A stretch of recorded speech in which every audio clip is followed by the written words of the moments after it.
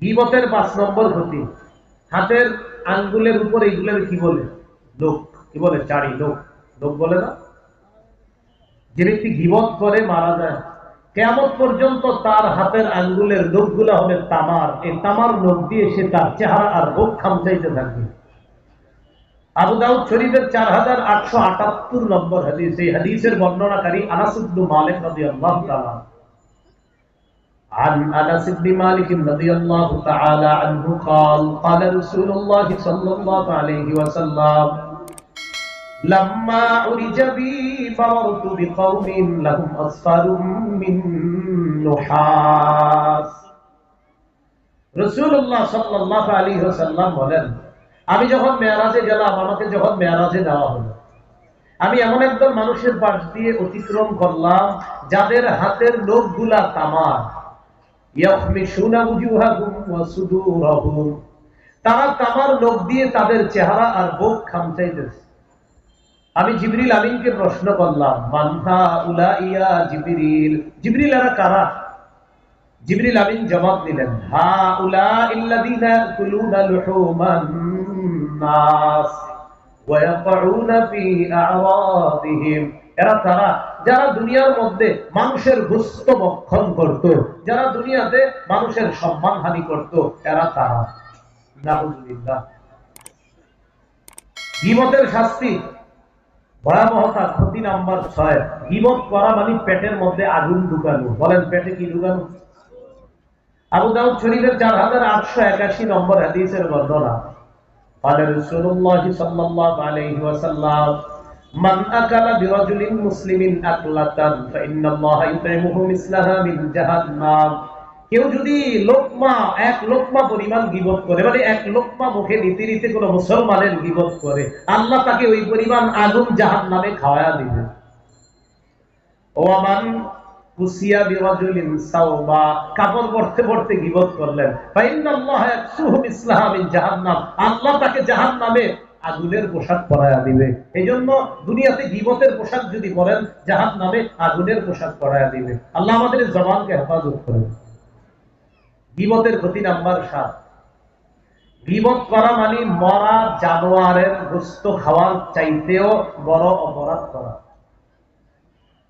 ইমাম বুখারী রাহমাতুল্লাহ আলাইহির একটা কিতাব আছে আল আদাবুল মুফরাদ, এই কিতাবের 737 নম্বর হাদিস। হাদিসের বর্ণনাকারী আবু হুরায়রা রাদিয়াল্লাহু তাআলা, তিনি বলেন, জাআ মাইজ ইবনে মালিক আল আসলামী ইলা রাসূলিল্লাহি সাল্লাল্লাহু আলাইহি ওয়াসাল্লাম। মাইজ ইবনে মালিক আল আসলামী নবীজির কাছে আসছে। নামটা মনে রাখতে হবে, মাইজ ইবনে মালিক আল আসলামী নবীজির কাছে আসছে। আসার পর নবীজিকে 4 বার বলছে। একবার বলছে, হুজুর আমি ব্যভিচারের মতো অপরাধ করেছি, ব্যভিচার করেছি, আপনি আলাইয়াল হাদ্দা, আমাকে শাস্তি দেন।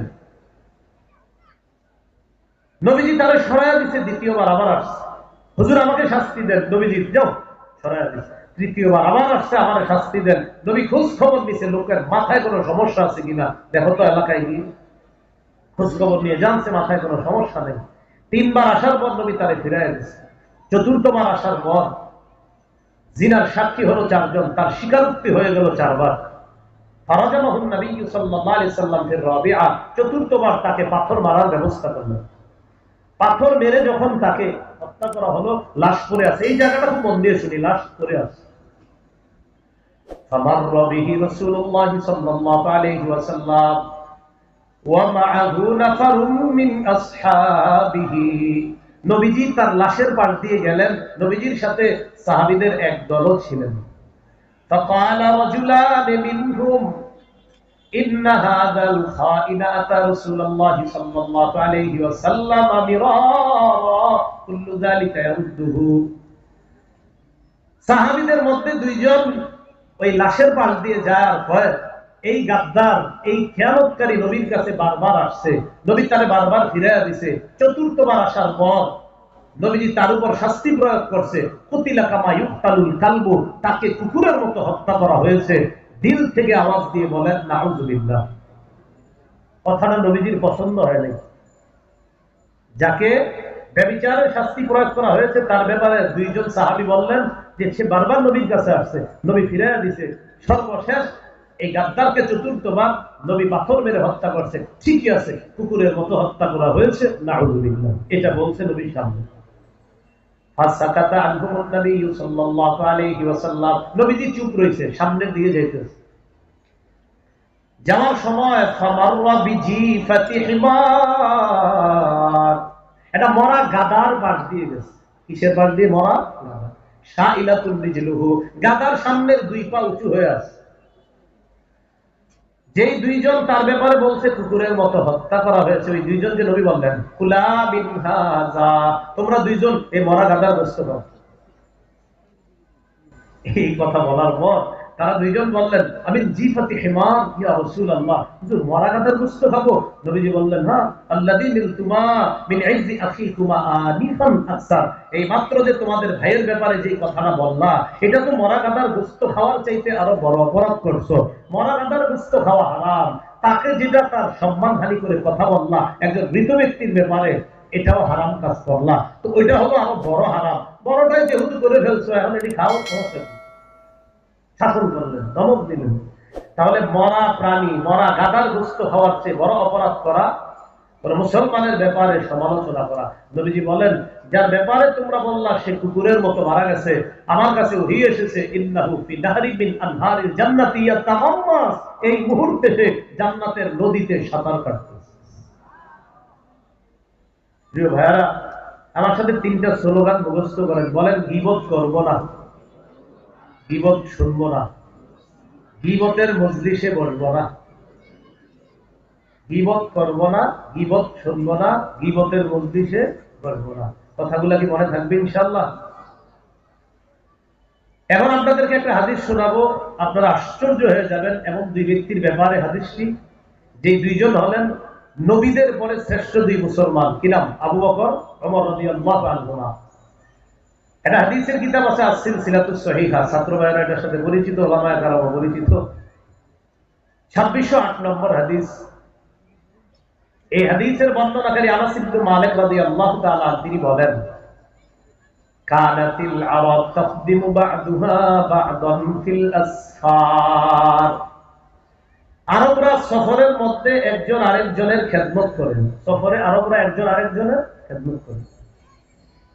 আবু বকর ওমর রাদিয়াল্লাহু তাআলা আনহুমা সহ, নবীজি সহ সফরে আছে, সাহাবায়ে কেরাম, নবীজিও সফরে। তো আবু বকর ওমরেরও একজন খেদমত আছে। ফানামা, আবু বকর ওমর ঘুমায় গেছে। তো নিয়ম হলো তারা দুইজন ঘুমাবে, আর খাদেম সাহেব তাদের জন্য রান্না করবে, খাবার তৈরি করবে। খুব ভালো করে বুঝবো, খাদেম সাহেবের দায়িত্ব খাবার রান্না করা, আর তারা দুজন ঘুমাবে, ঘুম থেকে উঠে তারা খাবার খাবে। দাওয়াত তাবলীগের সাথী ভাইয়েরা সবাই খেদমত করে না, কয়েকজন খেদমত করে, আর বাকিরা আপনার দাওয়াতের কাজ করে, গাছতের আদব, ঘুমার আমল আছে, সব আমল করে না, এরকম। আবু বকর ওমর ঘুমিয়ে আছে, খাদেম সাহেবও ঘুমায় গেছে, খাবার প্রস্তুত না করে তিনিও ঘুমায় গেছে। ফাস্তাইতাযা, আবু বকর ওমর জাগ্রত হয়েছে রাদিয়াল্লাহু আনহুমা। জাগ্রত হওয়ার পর দেখে খাদেম সাহেব ফালাম ইউহাইয়ি লাহুমা তাআমা, খাবার প্রস্তুত করে নাই। খাদেম সাহেবও ঘুমাইছে। ফাকালা আহাদুহুমা লিসাহিবিহি ইন্না হাযা লা ইউওয়াইবু নাওমা বাইতিকুম, একজন আরেকজনকে বললেন দেখো এই ব্যক্তি ঘরে যেমনি ঘুমায় সফরে এইভাবে ঘুমাইতেছে। মানে মূল উদ্দেশ্য হলো খাবার রান্না না কইরা, তৈরি না কইরা সে কেমনি ঘুমাইতেছে, এটা হলো উদ্দেশ্য। খাবার প্রস্তুত করে নাই, না করে ঘুমাইতেছে। ফাআইকাযা, তারা জাগ্রত করছে আবু বকর ওমর। করার পর বললেন ইতি রাসূলুল্লাহ সাল্লাল্লাহু আলাইহি ওয়াসাল্লাম ফাকুল ইন্না আবা বকর ওয়া উমর ইউকরিআনিকাস সালাম ওয়া হুমা ইস্তাদিমানিকা। খাদেম সাহেবকে জাগ্রত করে বললেন যাও নবীজির কাছে যাও, গিয়ে বলবা আবু বকর ওমর সালাম দিছে, আর বলবা আপনার কাছে তরকারি চাইছে, তুমি তো তরকারি রান্না করো নাই, নবীজিরই বইলে একটু তরকারি দিতে। খাদেম সাহেব গেছে, যাওয়ার পর বললেন হুজুর আবু বকর ওমর রাদিয়াল্লাহু আনহুমা আপনাকে সালাম জানিয়েছে, আপনার কাছে তরকারি চেয়েছে। নবীজি বললেন তুমি যাও আবু বকর ওমরের কাছে, গিয়ে বলবা আমি নবী সালাম দিছি, আর বলবা ফাদি ইতাদামা, তারা তরকারি খেয়ে ফেলছে। তরকারি, খাদেম সাহেব তো তরকারি রাঁধে নাই, নবীও তরকারি দেয় নাই, আবার তরকারি বলে খেয়েও ফেলছে। বিষয়টা কেমন লাগতেছে? খাদেম সাহেব গেছে, যাওয়ার পর বললেন নবীজি বলছে আপনারা দুজন তরকারি খেয়ে ফেলছেন। আবু বকর ওমর বুঝতেছে ঘটনা তো অন্য কিছু। ভয় পেয়ে গেছে।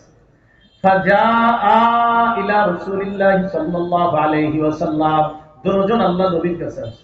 আসার পর বলতেছে হুজুর বিষয়টা বুঝি নাই, আমরা আপনার কাছে তরকারি চাইলাম, আপনি বলছেন আমরা নাকি তরকারি খেয়ে ফেলছি, আমরা তো খাই নাই, কেমনে খাইলাম? নবীজি বলছেন খাদেম সাহেব যখন ঘুমাইছে, কি বলছো?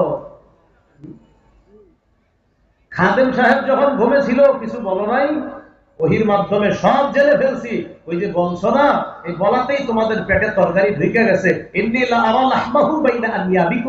তার গোস্ত আমি তোমাদের দাঁতে দেখতেছি। তোমরা যে তার ব্যাপারে বলছো এই গোস্ত তোমাদের দাঁতে দেখতেছি। আবু বকর ওমর রাদিয়াল্লাহু আনহু বুঝতে পারছে যে আমরা তো এটা ঠিক করি নাই। বললেন ইস্তাগফিরুল্লাহ, হুজুর আমাদের জন্য ক্ষমা প্রার্থনা করেন। নবীজি বলতেছেন কেন আমি ক্ষমা প্রার্থনা করব? আমারে কিছু বলছো? খাদেম সাহেবের কাছে যাও, গিয়ে বলবা ফালইস্তাগফির লাকুমা, খাদেম সাহেব যেন তোমাদের জন্য ক্ষমা প্রার্থনা করে, আল্লাহ ক্ষমা করে। এজন্য জবান নিয়ন্ত্রণ করা, কারো ব্যাপারে আপনার অযথা কথা না বলে ফেলা। আল্লাহ আমাদের আলোচক সাহেব গণ সহ সবাইকে জবান নিয়ন্ত্রণ রেখে কথা বলার তৌফিক দান করেন। জবান বেশি চালায় কারা? আলোচক সাহেবরা না। এজন্য সবার জবান খুব নিয়ন্ত্রণ করা। আল্লাহ আমাদেরকে, আমি আমার জন্যই বয়ান করতেছি মনে করেন, আমার আসলেই বেশি গীবতের অভ্যাস, এজন্য আমারই বলতেছি। আমি যেন আমার জবানকে নিয়ন্ত্রণ করে কথা বলতে পারি, সবার কাছে দোয়া চাই। আল্লাহ আমাদের সকলেরই জবান নিয়ন্ত্রণ করে যেন আমরা কথা বলতে পারি, আল্লাহ তৌফিক দান করেন। আমরা গীবত করি চার মাধ্যমে। বলেন কয় মাধ্যমে? চার মাধ্যমে। এক নম্বর, প্রথমে শোনেন, একবারে সবকটা দিয়ে দিলে হবে, একটু শোনেন। সবক ওলামা একরাম দেওয়া লাগবে না। আমার মতো ছাত্র ভাই যারা আছেন আপনারা, আমরা মনে করেন দুইজন ছাত্র ভাইয়ের কিছু টাকরা হয়ে যাচ্ছে। প্রথমে একটু শোনেন, গীবত চার মাধ্যমে করি। এক, আল গীবাতু বিল লিসান, জবান দিয়ে গীবত করি। দুই নাম্বার আল গীবাতু বিল কলব, অন্তর দিয়ে গীবত। তিন নাম্বার আল গীবাতু বিল ইশারা, ইশারা ইঙ্গিতে গীবত। চার নাম্বার আল গীবাতু বিল কিতাবা, লেখার মাধ্যমে গীবত। ফেসবুক ইউজার যারা আছেন আপনারা কিন্তু একটু শুনেন। হ্যাঁ, তো গীবত করি কয় মাধ্যমে? হ্যাঁ বলি, গীবত করি কয় মাধ্যমে? শুধু ছাত্র ভাইয়েরা বললে হবে, গীবত করি কয় মাধ্যমে? চার। এক নম্বর জবান, দুই নম্বর কলব, তিন নম্বর ইশারা ইঙ্গিত, চার নম্বর লেখার মাধ্যমে। এবার আপনারা বললে হবে, বলেন এক নম্বর, দুই নম্বর, তিন নম্বর ইশারা, চার নম্বর লেখা। জবানের গীবত তো এটা জানি আমরা। আমরা মাঝে মাঝে না অনর্থক কথা বলে ফেলি এমন, এবং বলার পর মনে করি এটা কোনো ব্যাপার না। এই যে ব্যাপার না মনে করে বলে ফেললাম কারো ব্যাপারে একটা কথা, চার পাঁচজন চা খাইতেছি, তো বললাম কি রকমের খবর, বলিস না কোনো মানুষ।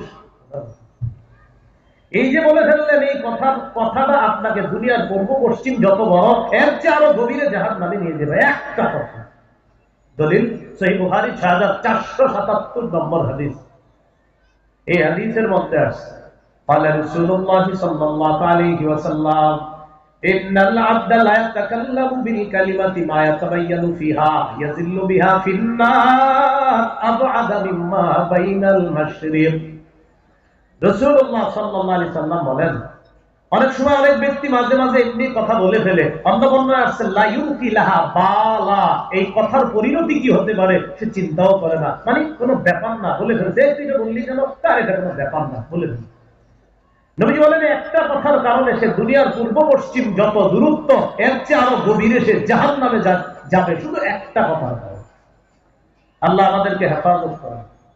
দুই নাম্বার আল গীবাতু বিল কলব, অন্তর দিয়ে গীবত। অন্তর দিয়ে গীবত হলো সুয়েজন, খারাপ ধারণা করা। সূরা হুজুরাতের 12 নম্বরে আছে ইজতানিবু কাসীরাম মিনাজ যন, তোমরা বেশি অনুমান করা থেকে বাঁচো। ইন্না বা'দাজ যন্নি ইসমুন, কিছু কিছু ধারণা পাপ, গুনাহ। আল্লাহ আমাদেরকে খারাপ ধারণা করা থেকে হেফাজত করেন। দেখেন কারো ব্যাপারে যখন খারাপ ধারণা আসবে, নিজের খারাপ অভ্যাসগুলোর কথা স্মরণ করবেন। একটা মানুষের একটা খারাপ জানছেন, আপনার খারাপই আছে 1000টা, তো একজনের জানছেন একটা, আপনার 1000টা। আপনি তো নিজের টেনশনই ঠিক থাকার কথা না, কেন তারে নিয়ে এত টেনশনে আছেন? কারো ব্যাপারে খারাপ ধারণা আসলে এটা দিলে দাফন করে দেন, মুখে আনবেন না। ইস্তেগফার পড়া, লা হাওলা ওয়ালা কুওয়াতা ইল্লা বিল্লাহ পড়া। 3 নাম্বার ইশারার গীবত।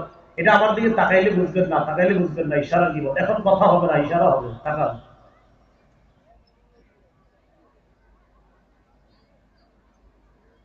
চোখের ইশারা বলল হয়, খাটো খাটো খাটো, দেখ দেখ, খাটো কানা কানা, দেখ দেখ, ইশারা। যেই কয়েকজন হাসাহাসি করবো আল্লাহ না করেন, এই অপরাধ জাহান্নামে নেবে। ইশারা দিব। নবীজির যুগে ঘটনা ঘটে গেছে। জাআত ইমরাতুন কাসীরাতুন ইলা রাসূলিল্লাহি সাল্লাল্লাহু আলাইহি ওয়াসাল্লাম ওয়ান নাবিয়্যু জালিসুন। একজন খাটো মহিলা নবীজির কাছে আসছে, নবীজি বসা। আম্মা জান আয়েশা বলেন, ফাকুলতু বিইবহামিহা কাযা আশারতু ইলা নবী সাল্লাল্লাহু আলাইহি ওয়াসাল্লাম ইয়ানি আন্নাহা কাসীরা। একজন খাটো মহিলা নবীর কাছে আসছে, আমি নবীরে আঙ্গুল দিয়ে ইশারা করে নবীরে বুঝাইলাম, হুজুর খাটো খাটো খাটো, ইশারায়, মুখ দিয়ে বলি নাই, ইশারায় বলছি হুজুর খাটো। নবী সাথে সাথে আমাকে বললেন, আয়েশা ইযা তাফতিহা, তুমি তার গীবত করছো। ইশারায় গীবত করা যাবে না। এজন্য প্রিয় ভাইরা, আমরা ইশারায় প্রায় গীবত করে ফেলি। আসছে অমুকে, আসছে তোর পিছনে, মানে কথা কথা ইশারা দিচ্ছে, ওইটা হাঁটা হাঁটি, এটা অন্যায়, বলে ঠিক না।